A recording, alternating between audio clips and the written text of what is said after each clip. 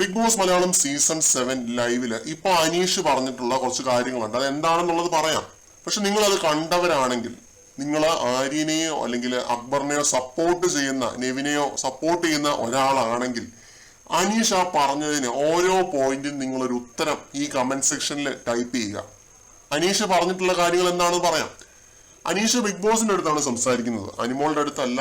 അനിമോൾ അവിടെ ഇരിക്കുകയാണ്, ആകെ സ്റ്റക്കായിട്ടിരിക്കുകയാണ് രണ്ടുപേരും, ഞാൻ പറഞ്ഞിരുന്നല്ലോ. അപ്പൊ അനീഷ് ബിഗ് ബോസിന്റെ അടുത്താണ് സംസാരിക്കുന്നത്. തെറ്റ് ചെയ്തവര് പുറത്ത് വിലസുന്നു. ഞാൻ 4ാമത്തെ തവണ ജയിലിൽ പ്രവേശിച്ചിരിക്കുന്നു. ഞാൻ എന്ത് തെറ്റ് ചെയ്തിട്ടാണ് ബിഗ് ബോസ് എന്നെ ജയിലിലേക്ക് ഇട്ടിരിക്കുന്നത്? ഞാൻ ഒരു തെറ്റും ചെയ്യാതെയാണ് എന്നെ ജയിലിലേക്ക് ഇട്ടിരിക്കുന്നത്. ക്യാപ്റ്റൻസിയിൽ വരണം എന്നൊരു കാര്യം വളരെ ആത്മാർത്ഥമായിട്ട് ആഗ്രഹിച്ചിരുന്നു, അതിനുവേണ്ടി പ്രയത്നിച്ചിരുന്നു.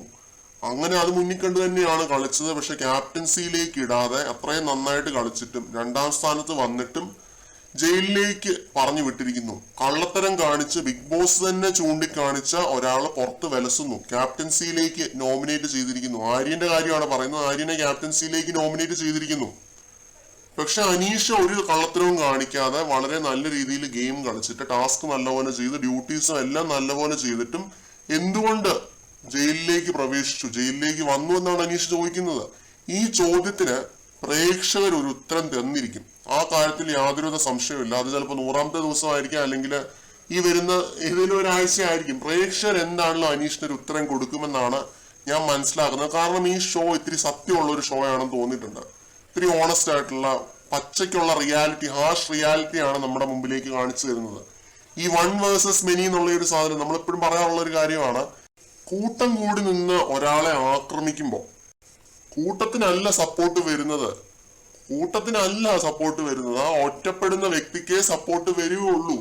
അത് ഇവരാരും മനസ്സിലാക്കുന്നില്ല. അനീഷ് ഈ പറഞ്ഞ കാര്യങ്ങളെല്ലാം, ജയിലിൽ ഇരുന്ന് അനീഷ് ഈ പറഞ്ഞിട്ടുള്ള ഓരോ കാര്യങ്ങളും എപ്പിസോഡിൽ വരുമെന്നാണ് ഞാൻ വിശ്വസിക്കുന്നത്. എപ്പിസോഡിൽ വരേണ്ട കാര്യങ്ങൾ തന്നെയാണ് അനീഷ് പറയുന്നത്. ചോദ്യങ്ങളാണ് ചോദിക്കുന്നത്. പ്രേക്ഷകരോടും ബിഗ് ബോസിനോടുമാണ് ചോദ്യങ്ങൾ ചോദിക്കുന്നത്. എന്തുകൊണ്ട് അനീഷ് മാത്രം ജയിലിൽ വരുന്നു?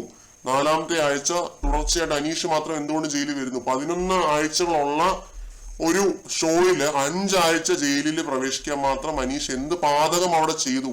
ന്യായമായിട്ടുള്ള ചോദ്യങ്ങളാണ് ചോദിക്കുന്നത്, ന്യായമായിട്ടുള്ള ചോദ്യങ്ങൾ.